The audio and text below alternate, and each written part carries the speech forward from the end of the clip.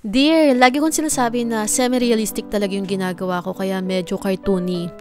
Bet ko to para hindi ako ma-stress sa details. Madalas pa nga na hindi kamukha yung reference pero kaya lang naman sa akin. Hindi naman ako perfectionist, dear. Usually, tinatapos ko agad para makamove on na ako sa ibang artwork. If ever naman, next time babawi na lang ako. Kasi ayoko din ma-stuck sa iisang artwork. Mas naboboard ako sa ganon. As of now, isa to sa mga hobby ko, yung painting. At hindi ko pinapressure yung sarili ko na maging magaling. Kung may improvement, bongga. Pero kung wala, masaya pa rin naman.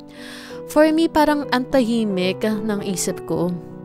Natitigal yung pag-overthink ko sa mga bagay-bagay. Natutuwa ako sa process na unti-unting nabubuo yung artwork. At ang satisfying ng bawat hagod ng brush. Ayan, super nakahelp talaga sa akin yung painting. Na kapag galit or may iniisip ako, nakakalma. Yung parang therapeutic din. Dear, yung mga art materials na ginamit ko dito ay available sa shop natin, Jenny Santaga. Keep creating, dear!